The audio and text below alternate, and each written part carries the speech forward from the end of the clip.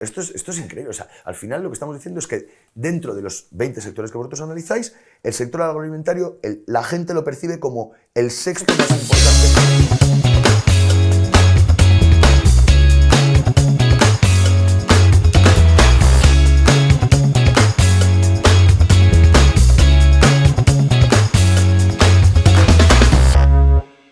Buenos días, buenas tardes, buenas noches. Bienvenidos a un nuevo podcast de The Farm On Air. Hoy con nosotros Daniel Romero Abreu, fundador de Thinking Heads. Dani, ¿Qué tal, Miguel? Tío, ¿Cómo estamos? muchas gracias por venir. Nada, muchas gracias por invitarme aquí a tu casa, un placer. Estoy muy contento de que hayas venido. Os conozco desde hace mucho tiempo. Ya sabes que uno de tus socios es uno de mis mejores amigos, que tiene la suerte de ser el padre de mi ahijao. Y tenéis una empresa que he visto evolucionar durante mucho tiempo, que empezó, que ha pivotado, que ha crecido, una empresa que para mí es un referente. Y hoy quiero que hablemos de dos cosas. Primero, de tu experiencia como empresario, de tu experiencia como fundador de una compañía, de las cosas que ocurren, de cómo se cambia. Y luego quiero que hablemos de una de las patas de vuestro negocio, que es de la reputación, ¿vale? Entonces, primero, Dani, para los que no te conozcan, Dani, ¿quién eres? Cuéntanos, ¿de dónde vienes? A ver, pues nada, yo soy Dani, tengo pinta de guiri, pero soy de Cádiz, pero esto es una combinación un poco rara, ¿no? Mi madre es alemana, mi padre es de Cádiz, y aquí sale esta mezcla. Mi mujer me dice que sí, que soy un oxímoron complejo, ¿no? Que no sabe, pero bueno, sí, padre gaditano, madre alemana, me vine a estudiar a Madrid con 18 años y desde entonces estoy aquí. Yo no lo sé, también el tema de cuando decías como lo de montar Thinking Heads y todo esto, muchas gracias por tus generosas palabras, Miguel. Tú también eres del sur casi, exagerado donde los haya. Pero bueno, nosotros... El sur llega hasta Burgos, Dani, lo sabes, ¿no? Sí, ¿no? Sí, claro. Por lo menos, claro. Por lo menos. Sin duda los alemanes lo ven así. Claro. No, bueno, nosotros, yo estudié Derecho y Económicas en ICADE y yo recuerdo los tiempos de la carrera, en el año 2003, cuando yo estaba acabando, o sea, entré en el 97-2003, ya tengo unos añitos, y en aquella época en España no existía, a finales de los 90, principios de 2000, no existía un libro de cómo hacer un plan de negocio. La palabra emprendedor era una cosa rarísima, o sea, no existía en el vocabulario de la gente. De hecho, el primer libro de cómo hacer un plan de negocio me lo tuvo que pillar un amigo mío que era banquerito en JP en Nueva York, y me lo pidió ahí en Amazon, que estaba empezando ahí a vender libros, me lo pidió y me lo mandó a España, y era eso de cómo hacer un plan de negocio. O sea, aquí no había ninguno. Entonces yo monté lo que en aquella época era la primera agencia de conferenciante del mundo hispano. Entonces, nada, armé un PowerPoint, con una serie de slides, y convencí a mi padre que me dejara un poquito de dinero para montar el Capital Semilla, y levanté una ronda de financiación. Yo tenía en aquella época 23 para 24 años. Joder, es una locura. Si yo me paro a pensar ahora, bueno, fue una época muy interesante. Fue justo después del crash de la burbuja.com del 2001. Sí. Y en España el mercado del capital riesgo no estaba nada sofisticado, el mercado financiero no estaba sofisticado. O sea, era una cosa muy, muy incipiente. Y nada, levantamos fondos para lo que era montar Thinking Heads, y montamos la primera agencia de conferenciantes del mundo hispano. Primero de España y luego del mundo hispano. Y eso empezó en el 2003. Lanzamos en septiembre de 2003 y creció de una manera extraordinaria. Yo creo que estuvimos en el sitio adecuado, en el momento adecuado, y nos pilló trabajando, ¿no? Como decía Einstein, que la suerte me pille trabajando. Y el tema creció muchísimo, y nos desarrollamos, la verdad, que bastante, cogiendo una posición de referencia en un mercado que no existía. Nosotros seguimos haciéndolo, pero cada vez, o sea, tenemos más ramas de negocio. Nosotros lo que hacemos es el manager, el apoderado del conferenciante, ¿no? Y eso es algo muy típico, ¿no? Cuando un ex político se jubila o un deportista se jubila, ¿qué hace? Escribe libros y da conferencias. Y con eso empezamos. O sea, con eso empezó Thinking Heads en el 2003. Pero, ¿y cómo detectas, tío? ¿Cómo detectas? Coño, porque estudiaste Derecho, tío. ¿Cómo detectas esa oportunidad? Y empresariales, perdona. Pero no, me echaron. Te echaron, vale. 10 años más tarde. Vale. O sea, has terminado, eres como los deportistas, ¿no? Sí. Eres doctor cum laude a posteriori, ¿no? Eso, Muy bien. Sí. Es que tenías una vida muy compleja en esos 20 y tantos. Dani, ¿cómo detectas la oportunidad, tío? O sea, ¿por qué te viene? O sea, ¿dónde dices, joder, aquí veo un camino. ¿Cómo lo detectas? Bueno, todo esto surge yo leo en el 2002, creo que era, una revista que se llamaba Management Digest, que era un suplemento que publicaba la revista Emprendedores, que eran resúmenes de libros. Y ahí todavía tengo la revista, había en un pequeño lateral, ponía compre gurús online. Y te enseñaba ejemplos de páginas web donde vendían conferenciantes gurús, los gurús del mundo de los negocios. Y dije, caramba, si yo he montado en el colegio mayor un montón de charlas y aquí en la universidad un montón de charlas, esto lo puedo hacer yo. Tú monté una web, pon un catálogo de gente y empecé a venderlo.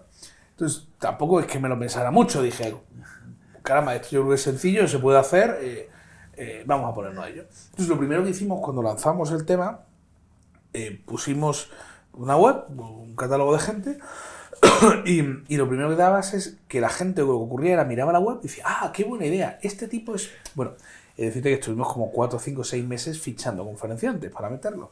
Y entonces, nada más lanzar, al poco tiempo, lo que nos ocurría es que la gente veía en la web los conferenciantes y decía, ah, qué buena idea, pero ya lo conozco, yo le llamo yo y ya lo... Entonces nos saltaban. Y dije, no, esto no funciona. Entonces, para que esto funcione yo tengo que tener el monopolio de la oferta. Entonces empecé a cerrar a la gente en exclusividad. Y entonces fue cuando realmente empezó a... Y con un foco, en aquel momento lo que nosotros fuimos, el foco para nosotros era representar, trabajar para el conferenciante, es decir, ser eso que le gestionara.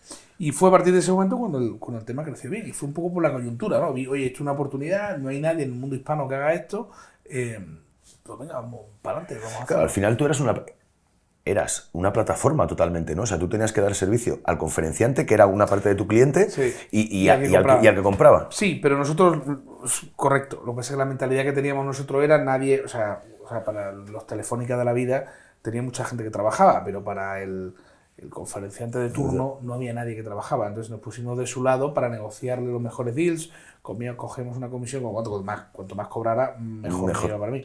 Pero bueno, también es verdad que eso que ha cambiado a lo largo de los años, pero sí, eso, así es como empezó Thinking Heads hace 20 años. Vale, y vamos por orden, porque a mí me interesa mucho cuando hablo con emprendedores, con fundadores de compañías, ir entendiendo los diferentes momentos de negocio, pero también los societarios.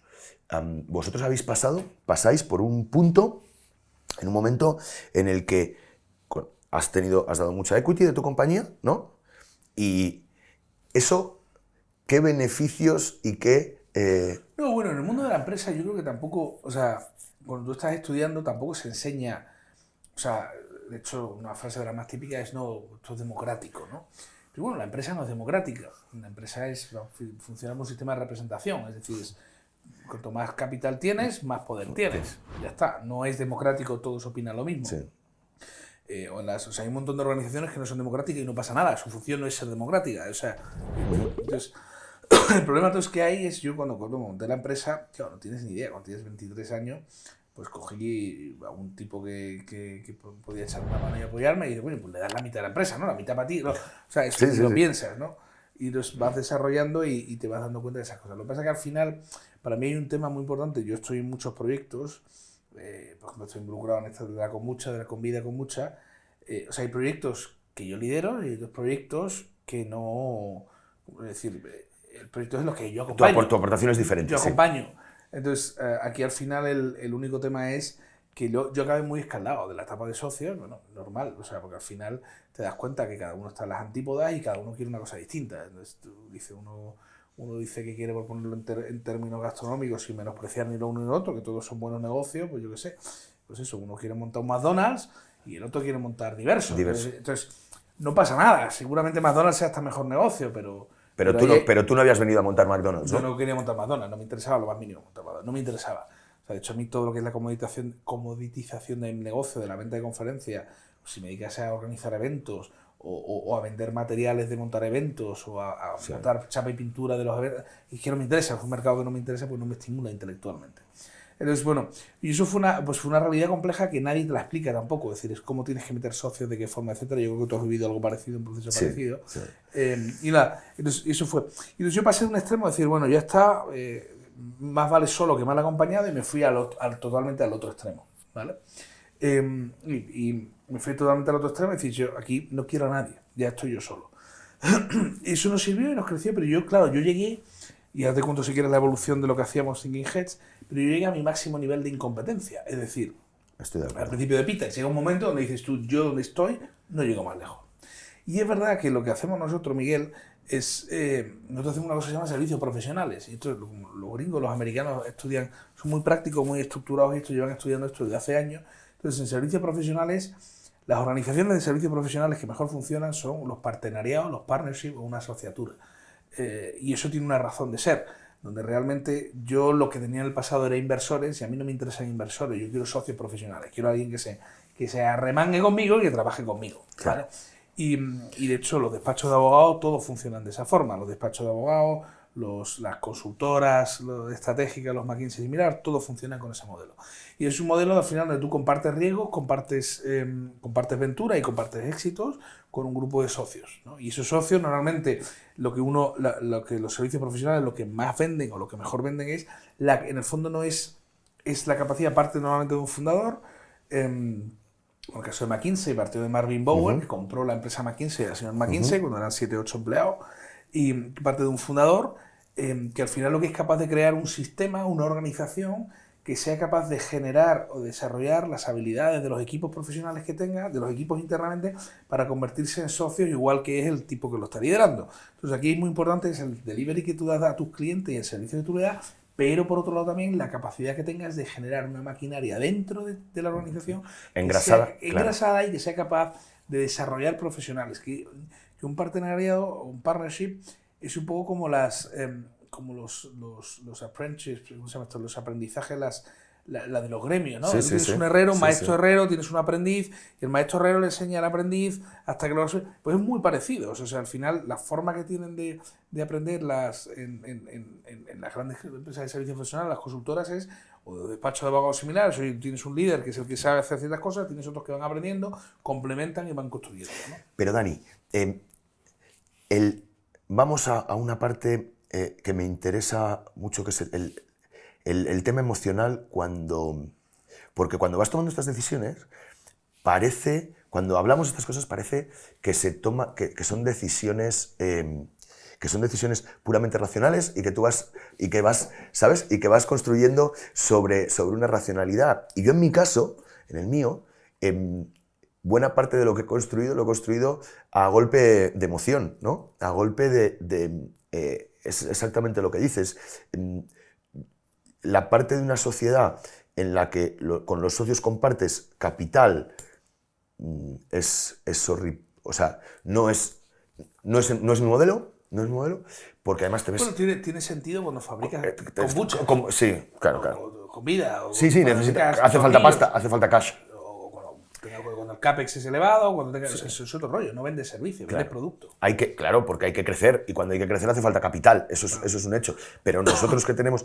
Pero es más tu momento, porque cuando tú tienes todos esos socios, tío, y cómo es el proceso de ir quedándote solo, ese proceso para ti fue un proceso complejo, me refiero Bueno, primero fue liberador, porque al final supongo que no es el caso. Yo estoy felizmente casado y espero que por muchos años.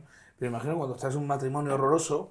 O sea, yo me acuerdo de una de personas que estuvo en el equipo de Miami, de la oficina que teníamos ahí. Es un tipo muy extraordinario. Este llegaba y me explicó que estuvo no sé cuántos años casado y que no podía divorciarse porque no tenía dinero para divorciarse. Yeah. Y que es horroroso, ¿no? Tener que convivir con alguien y tener que no estar quieres, con claro. el que no quieres estar.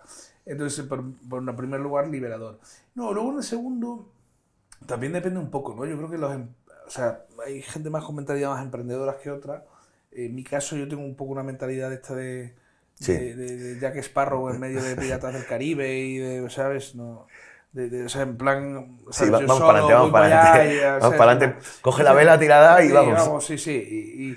Y es una mentalidad, es verdad que, a ver, ya no somos piratas, ya no somos outliers, empezamos a ser establishment, ¿no? Pero entonces evoluciona el papel. Entonces sí, es verdad que a veces te sientes solos. En mi caso también, por el trabajo que hacemos, ¿no? Finge que se empieza vendiendo conferencias, ¿no? Y ahora luego te cuento todas las cosas que hacemos. Pero empezando vendiendo conferencias, el movimiento, o sea, también tenía mucha gente a la cual podía hablar. Es decir, de ciertas cosas y hay organizaciones también que te ayudan muy bien, como claro, YPO, te enriquecía mucho el propio ecosistema que creaste, claro. Sí. Pero en cualquier caso sí, tienes momentos de soledad, sin duda alguna. Pero yo soy mucho, o sea, a mí, en mi caso, a mí tampoco me duele mucho, quiero decir, yo soy muy, oye, lo hecho pecho. Sí, sí, Entonces, está yo claro. soy muy consecuente con las cosas y me quejaré de muchas cosas en la vida, pero desde luego de las consecuencias de mis decisiones, acertadas o correctas, nunca me va a oír quejarme. Claro. O sea, me quejo, pero no. Sí, a ver, es que eso es verdad. O sea, al final hay una parte en la que toda decisión que has tomado es la que te ha llevado donde estás. Entonces, ha sido una buena decisión. Aunque haya tenido consecuencias más o menos positivas en las cosas que pasan. Yo estoy totalmente de acuerdo contigo. Luego sí puedes analizar, puedes llevar a donde quieras, pero la realidad es que se asume y además es bueno. Estoy totalmente de acuerdo. Yo, en mi caso, fíjate, el tema de la soledad es una cosa que hoy, por ejemplo, es importante en mí. Me siento muchas veces demasiado solo Bueno, en ese momento de y navegación, también ¿no? hay un tema que ya para mí no es solo demasiado solo, sino, con perdón, a mí hay unas cosas, es decir, que la energía se te Se te acaba. acaba. Sí, sí, Bueno, claro. que te acaba, que decir, si al final, también esto decía Jorge Valdano, que cuando vas ganando no te No cansa. te cansas. Y es verdad, pero no estás ganando siempre. Siempre. O sea, Sí, sí. tienes muchos años de historia, hay momentos que ganas, hay momentos que no dejas de ganar, hay momentos más duros y al final, a mí el problema más que soledad era de cansancio. Sí, Es decir, es sí, de cansancio. Para mí no sabría cómo explicarlo, es un poco más de cansancio y de hastío y sí. de hartazgo a la hora de Es- empujar con algo. Estás solo en un hotel en Nueva York, ¿no? Y se supone que es todo de puta madre. Y dices, joder, macho, nos molaría que hubiera venido aquí mi colega conmigo y estemos aquí hablando. Sí, es verdad. Y llega un momento donde al final, ¿sabes lo que pasa? Que puedes estar en un hotel de Nueva York, pero en el fondo dices, yo es que el viernes me quiero ir a mi casa. Sí, que lo que No, no quieres me es voy a estar quedar en aquí, casa. o sea, yo está, Sí, no me voy a tal estar, cual. o sea, me voy a ir a mi casa y me voy a quedar tranquilamente descansando aquí, ¿no? Entonces, es un poco más en eso y dices, oye, al final empiezas, pero yo creo que es un tema más de desarrollo personal, ¿no? Es decir, es mucho movimiento hacia afuera, y llega un momento donde te buscas más recoger más por dentro, es decir, tú estás a gusto contigo mismo, estás a gusto en cualquier lado del mundo, Sí, eso es en verdad. cualquier... Pero Dani, vamos a hablar de, vale, llegas, montas una compañía que tú en un principio te piensas que va a ser una agencia de conferenciantes, bueno, ¿no? lo fue. Y de repente van pasando los años y dices, bueno, pues esto, coño, creo que puede ser otra cosa, ¿no? Bueno, al final también la crisis del 2008, o sea, nosotros entramos en 2003 y crecimos muy rápido hasta el 2008, pasamos los 3 millones y pico en muy poco tiempo. Y entonces cuando llega la crisis del 2008, claro, y el mundo, y además es una crisis muy distinta a la que fue del COVID, ¿no? La del COVID para mí es como si vas corriendo y de repente alguien te pega un puñetazo en la cara, ¡bumba! Y te caes. No, pero, ostras, ¿qué me ha pasado? ¿Sabes? Sí. Eso te choca. La del 2008 fue una crisis, una lenta agonía, ¿no? Es Sí, como que sí. te vas desangrando, ¿no? Sí, La sí, gota sí, mala sí. o sea, empezó en 2007 a finales, nosotros vimos el sector inmobiliario que había, que se paraba, etcétera, ¿no? Entonces, en esa crisis te obliga a reinventarte. Entonces, nosotros a la postre, y a mí me gusta mucho contar la historia de Richard Branson. Richard Branson, no se lo sabe, lo conoces, Sí, sí. el emprendedor de Virgin anglosajón, empezó montando una revista en el colegio, ¿lo sabes? ¿No? Montó una revista en el colegio, de la revista en el colegio mandó a vender catálogos de música, o sea, Libros, música, vinilos. vinilos por correo a través de la revista, después montó las tiendas, lo que fue el origen de la Virgin Virgin Megastore, Megastore, sí. el origen, claro, que era donde yo quiero un sitio donde pueda estar con los colegas, estar viendo los discos, fumar porro, que era lo que estaba haciendo. Sí, que era lo que le llevaba el lo que le tío. gustaba. Cuando dijo esto, dice, coño, ya puesto, voy a producir la música que a mí me gusta, montó una productora, cuando llegó el de los Tubular Bells y la Leoparda, Sí, se sí. forró, los Sex Pistols, todo esto, Sí, sí. guau, me compré tal, y ya después de ahí empieza a meterse en distintas más cosas o más negocios.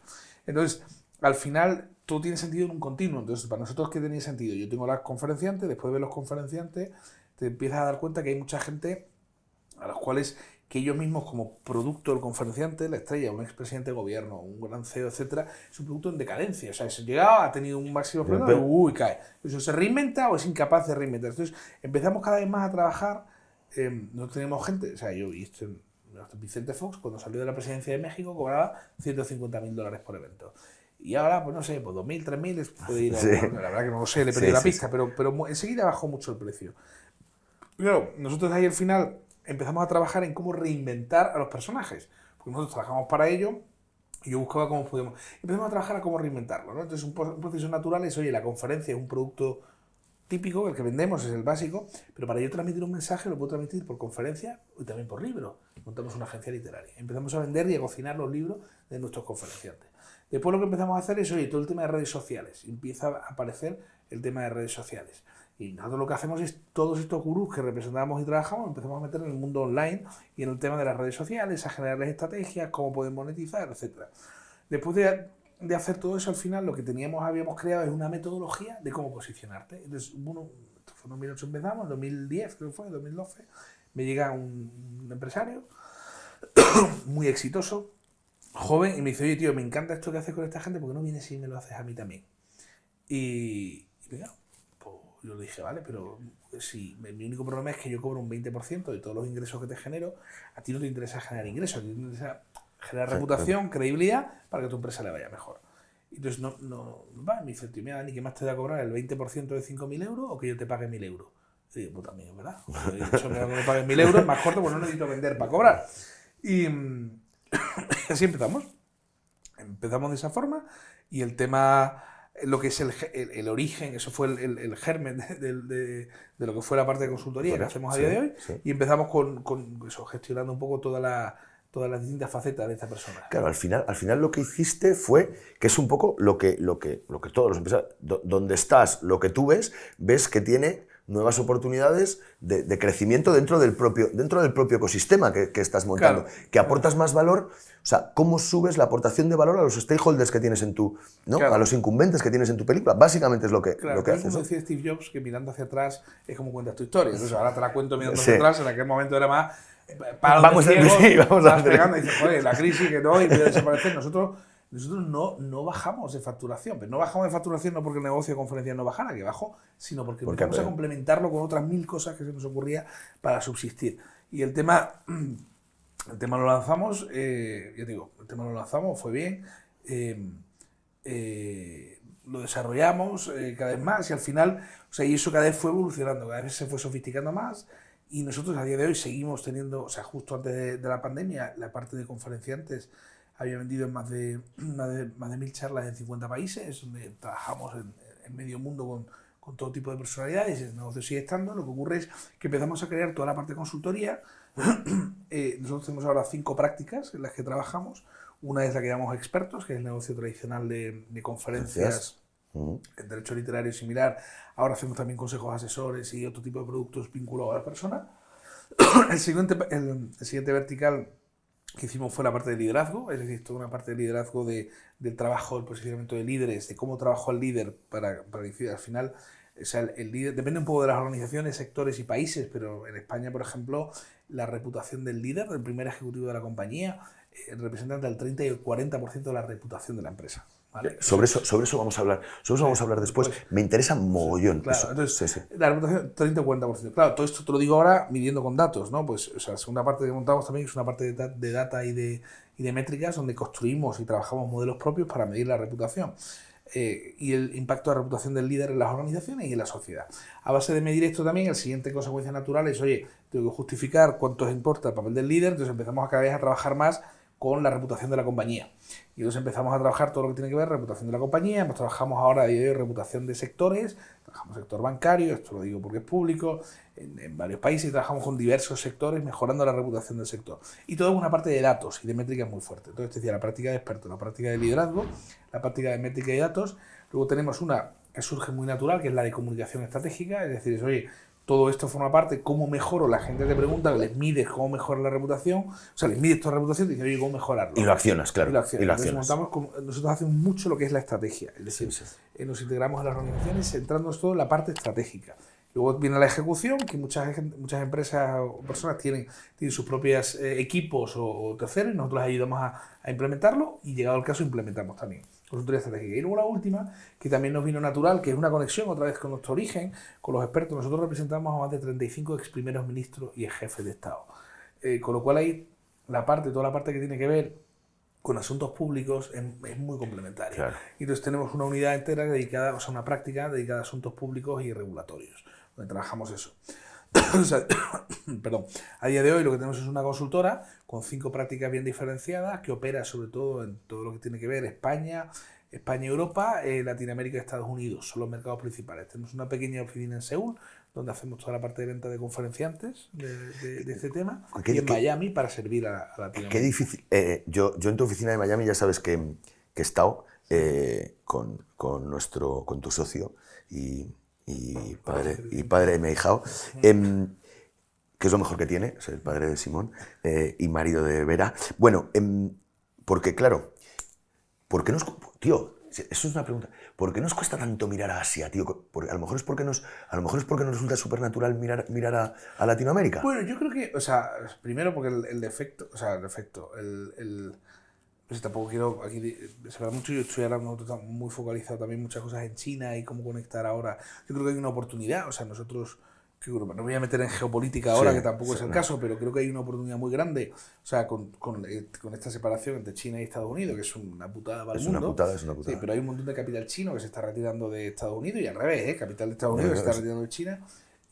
Yo creo que ahí hay una oportunidad para o sea, hablar en términos societarios. Cuando un socio tiene el 45%, otro tiene el 45%, y en medio hay un tío que tiene el 10%, ¿quién manda? El del 10, sí, sin duda. Claro, entonces, nosotros, yo como Europa, deberíamos intentar jugar un poco, no entregarnos tanto en brazos, ser un poco más prácticos, no entregarnos en brazos de Estados Unidos, no que no seamos occidentales como ellos, pero jugar un poquito de manera más...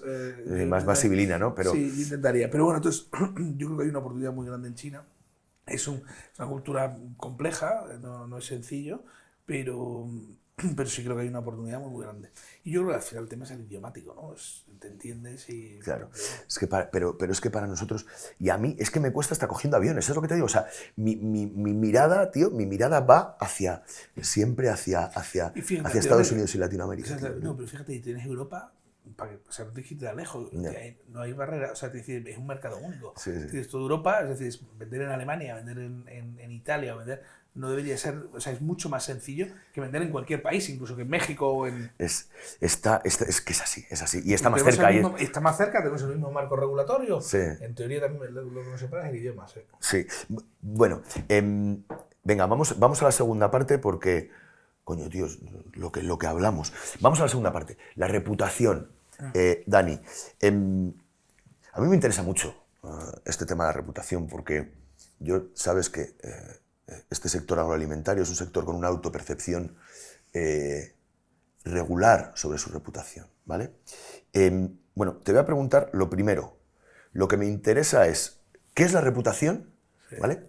Y cómo se mide, porque habéis creado un método vosotros, que a mí es lo que más me interesa, en el que la reputación se lleva a un número, ¿vale? Entonces, es súper interesante esto. Bueno, ¿qué es la reputación? A ver, la reputación en términos conceptuales es cuando lo que tú eres, con lo que tú haces, con lo que tú dices, está alineado. Cuando el ser, el hacer y el decir están alineados y eso es acorde a los valores de una sociedad, tú tienes buena reputación, ¿vale? Voy a poner un ejemplo. No me quiero meter en temas de Trump o similar, pero dices, cuando lo que tú eres, con lo que tú haces, con lo que tú dices, está alineado y eso es acorde a los valores de una sociedad en un momento determinado, tienes buena reputación, ¿vale? Normalmente la mayoría de los problemas en la experiencia nuestra que tenemos es el ser y el hacer está definido, o sea, la gente se sienta en lo epidérmico, ¿no? Y se sienta en el decir. Sí. Y eso es muy típico, ¿no? Las agencias de comunicación, venga, yo te ayudo, como decir, no sé. Pero nosotros es mucho más el problema de eso, y vamos a analizar el ser, vamos a analizar el hacer. Hay sectores donde realmente, o sea, hay un challenge, es decir, tienes que repensar, es decir, es el ser mismo del sector. No creo que tantos, pero los hay. Pero luego tienes que hacer el hacer y decir, y que esté bien. Entonces nosotros lo que hacemos, nosotros tenemos modelos construidos, o sea, esto es con econometría, eso es de las cosas por las que me echaron a la carrera, tardé 10 años en aprenderla, una vez fuera, y ahora lo tenemos como... Pero es verdad que nosotros lo que tenemos son modelos que son capaces de esa reputación. Tú tienes tu percepción, no me quiero meter en la parte técnica, emocional y la racional, ¿no? Sí. Normalmente, cuando a ti te preguntan algo, a ti lo primero que surge es una emoción, sí o no. Y luego lo que haces es racionalizar, ¿no? Eso es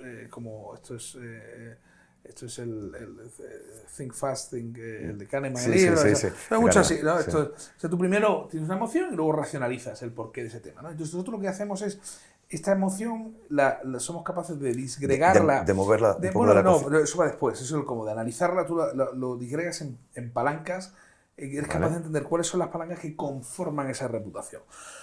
Y luego sobre eso eres capaz de entender maneras y formas de accionarla. Y le das un número, le das un valor, que es una regla de medir. Es decir, sí, vamos a medir en centímetros, o vamos a medir en pulgadas, o vamos a medir... Es una regla de medir, ¿vale? Y eso lo que nos permite luego es hacer trabajo y ver cómo ese trabajo ha servido impacta antes y después. Claro, Vale. entonces permite. O sea, yo le pongo, ¿sabes? Lo mido, digo, estamos aquí, hacemos estas acciones según un análisis de aquí, y cómo eso ocurre que cambia y mejora. Y eso se hace todo con modelos de encuestas, ¿no? Son modelos de encuestas, depende de qué hay, es público informado o gran público, en fin, que se saca, ¿no? Y para que os hagáis una idea, cuando tú tienes buena reputación, se producen 4 comportamientos y una ventaja, ¿no? El primer comportamiento es cuando tú tienes buena reputación, la gente quiere trabajar contigo. Cuando tienes buena reputación, la gente te recomienda. Cuando tienes buena reputación, la gente te compra. Y cuando tienes buena reputación, la gente quiere invertir contigo. Y lo mejor de todo eso es que cuando tienes buena reputación, cuando los tiempos sean malos, tienes un colchón reputacional que lo que te hace es que los impactos negativos que tú tengas Son menores, ¿no? son menores en la medida en que te afecta menos en el momento y que se recupera más rápido. Por eso la reputación es una cosa muy lenta de construir. Muy lenta de construir. Muy rápida de perder, muy fácil de perder. Pero cuando tú más la trabajes, más resiliencia reputacional, por decirlo de alguna forma, tienes, ¿vale? Entonces, nosotros hemos demostrado que si tú mejoras un punto tu reputación, en la manera de medir que tenemos, cualquiera de los comportamientos de apoyo que hemos estado hablando, mejora un 0,85. Es decir, somos capaces, por cada punto que soy capaz de mejorar la reputación, soy capaz de mejorar 0,85 en todos los comportamientos de apoyo. Y eso es súper relevante y es muy, muy importante en torno a empresa, ¿no? Yo os he traído, como hemos hablado, le he pedido al equipo que nos saquen datos y, por ejemplo, o sea, el más importante que yo creo que es que no es, o sea, que no es obvio, ¿no? Porque hablando muchas veces que hemos hablado del sector. Eso. Ahora vamos a ir. Es que quiero que me hables de esto, porque claro, somos un sector con una autopercepción. Creemos que la gente nos ve mal, ¿sabes? Creemos que la gente piensa de nosotros que no somos un buen sector. Pero coges, me traes esto y me lo flipo. Cuéntanoslo. Y es todo lo contrario, ¿no? O sea, ya de percepción, la importancia que se le otorga desde el público general a los sectores de la sociedad, o sea, están en el top 6, ¿vale? Está la sexta, ahora os digo la reputación que tiene el sector. Está en el top 6 de la industria agroalimentaria, dejando 14 por detrás, ¿eh? O sea, está en el sector de los más valorados, con lo cual es súper importante, pero eso es muy típico. Nosotros solemos ser mucho más críticos nosotros que lo son con nosotros. Y luego, esto es increíble. O sea, al final lo que estamos diciendo es que dentro de los 20 sectores que vosotros analizáis, el sector agroalimentario, la gente lo percibe como el sexto más importante. O sea, está muy bien. Y luego cuando te pones a mirar la reputación, ¿vale? Tiene una reputación muy fuerte, vuelve a caer otra vez entre los seis principales, con 74.3, ¿no? Que es una nota muy buena, es tener alta. Buena reputación. Sí, sí. Un 74.3. Esto para que nuestros amigos, nuestros oyentes lo entiendan. Eso, los videoyentes, los oyentes que estén en su casa, para mi madre, por supuesto. Sí. Esto quiere decir que nuestra nota es un notable, o sea, la percepción que la gente en España tiene de nosotros como sector es un notable muy alto, ¿no? Bueno, pero es que yo no lo pondría en clave de eso, sino porque es imposible sacar aquí un 9 o un 10. No se saca.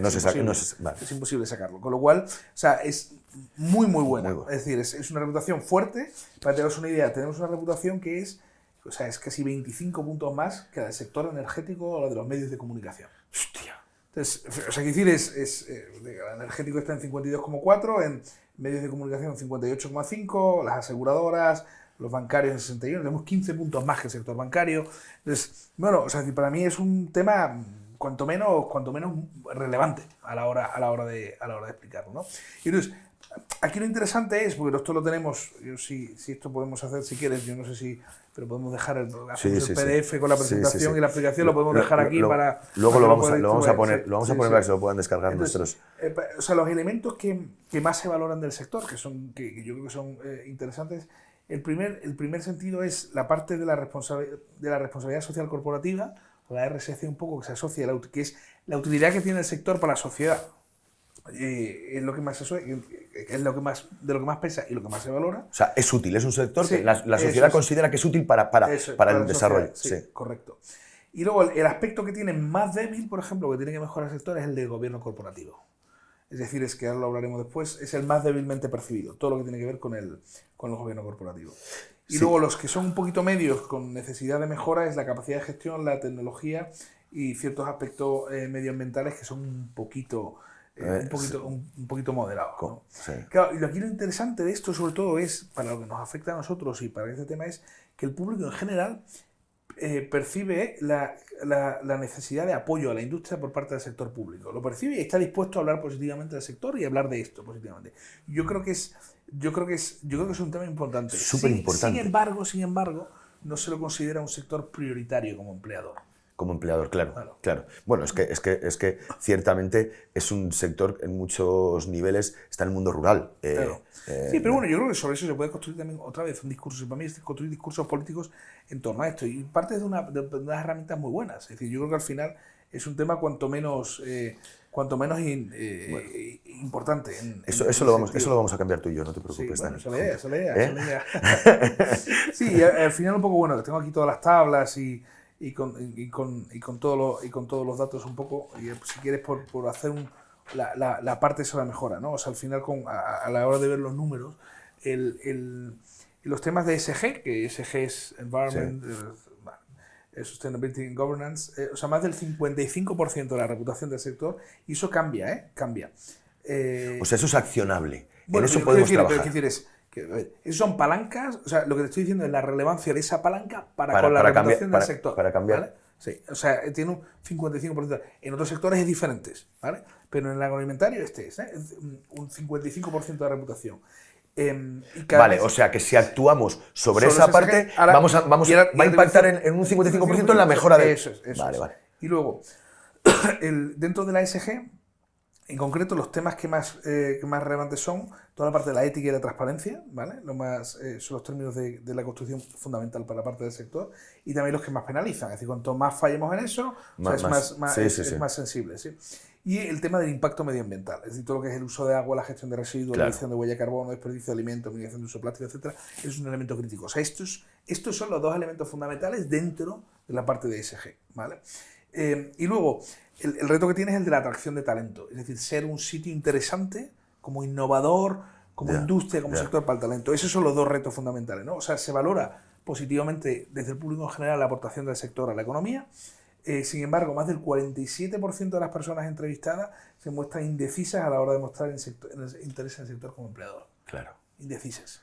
Claro, ¿vale? claro. Y aquí la clave es, cuando tú nosotros tenemos aquí todos los ítems, están medidos, esto.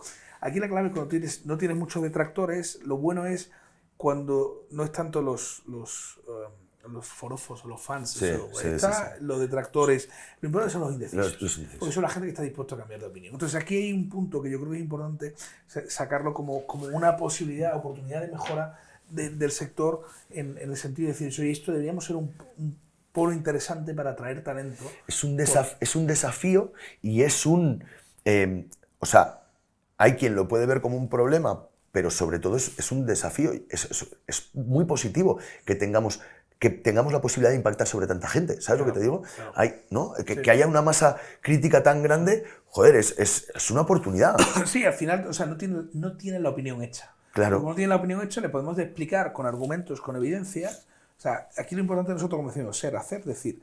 Entonces, nosotros antes de decir nada, tenemos que ver lo que somos y lo que estamos haciendo. Y cuando eso está claro, ya podemos decir en los temas que nos interesan, explicar lo que hacemos, suponiendo que hagamos las cosas que estamos haciendo. Sí. Que muchas veces lo que ocurre es que no somos capaces de evidenciar las cosas que estamos haciendo como sector.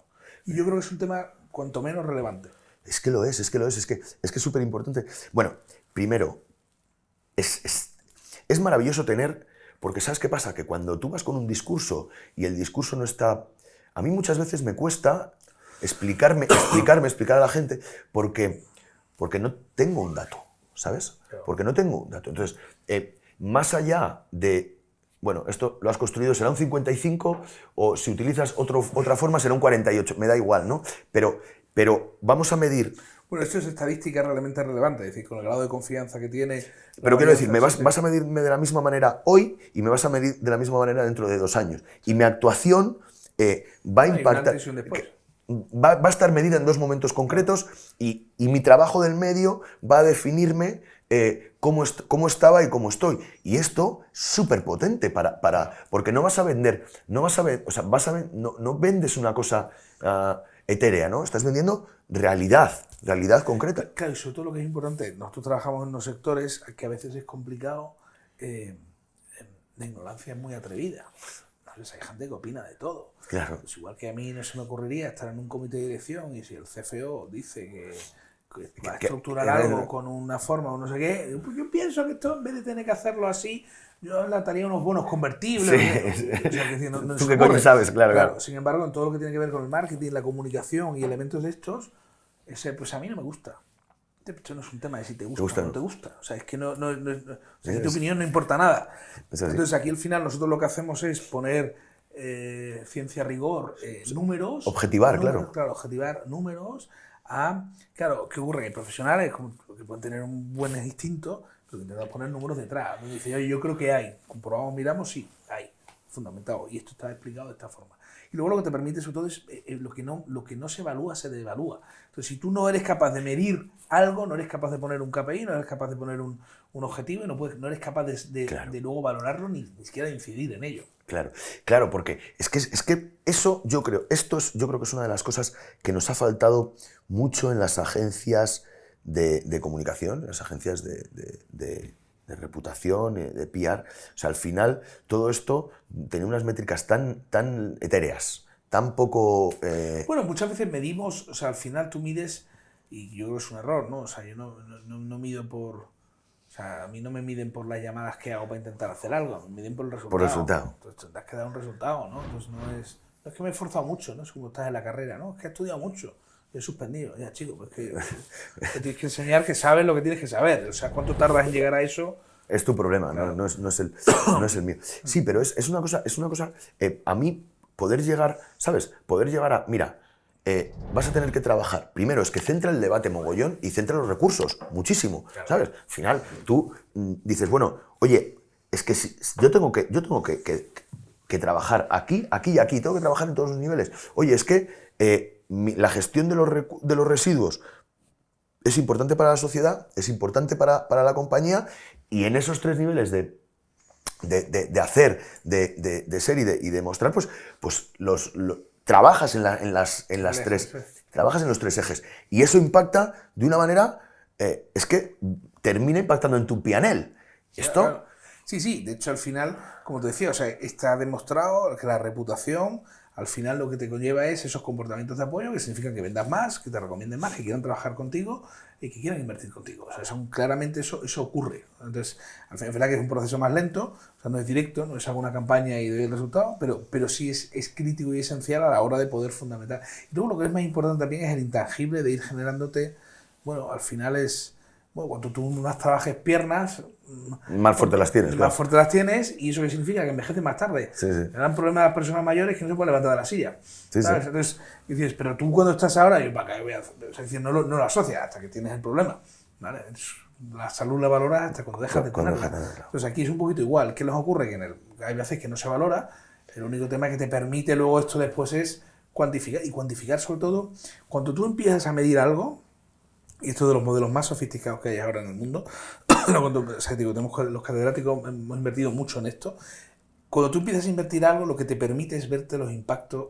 O sea, tienes una crisis reputacional, un tema de problemas. Tú puedes medir cuando tienes demandas, te puedes medir el impacto que tiene el antes, el después y el si te ha afectado. Es decir, te permite, por eso es muy útil. ¿Cómo tener una báscula en casa? ¿Para qué es una báscula? ¿Para qué tenemos todos estos aparatos que nos miden, no sé qué, o todo esto? Sí. Para poder medirlo. Porque tú puedes ver antes o después. Tú sabes que si una noche sales, bebes demasiado, duermes peor, tu rendimiento... Lo puedes medir, antes lo intuías, no sé qué, pero no sabías cuánto. Pero ahora te dan un número, claro. Sí, te dan un dato, te dan el dato. Y sobre eso puedes incidir. Claro, es que, pero más allá todavía, Dani, es que es que es cuántico el asunto. O sea, quiero decir, ya simplemente que lo empieces a mirar, está cambiando la realidad. Claro, lo que te hace también es focalizar la atención, claro. O sea, el simple hecho de que ya empieces, de que ya te preocupe y lo empieces a mirar, empieza a cambiar actuaciones dentro de tu propia empresa, dentro de tu propia vida. Dani, te tengo aquí, llevas 50 minutos aquí conmigo. Sí, es que... mira que podrían habernos puesto aquí detrás una playa de Hawái, una playa de Cádiz. Y no el cielo de tu Cádiz natal. Bueno, Dani, yo creo que vamos a tener que ir cerrando porque Encantado, tienes que irte a ganarte el pan. No puedes estar aquí sin trabajar toda la mañana. Hay que ir a ganar dinero. A mí, Dani, me ha gustado mucho. Hay que generar valor, hay que generar la gente y el dinero. No es tontería, pero yo muchas veces lo hablo, el dinero es una consecuencia del trabajo de Sin duda, sin duda. Tú cuando tienes beneficio, cuando tú te conviertes en esencial y aportas un valor a alguien, bueno, la gente, y esto es de lo más sencillo a lo más sofisticado, ¿eh? Me da igual que sea el CEO, me da igual que sea la chica que te ayuda a limpiar la oficina. Es que Dani, porque es que, y esto es lo que estabas hablando antes cuando nos estabas hablando de cómo empieza. Al final, la idea del empresario siempre parte de cómo le das, es muy generosa, es cómo le aportas valor a otro, o por lo menos así es la de los empresarios que yo conozco, ¿no? Claro. No los de... Bueno, fíjate que nosotros al final pueden tener mala fama algunos empresarios, no voy a abrir otra cosa, o en la categoría empresarial, porque muchas veces se ve cuando hay una riqueza injusta, eso genera indignación.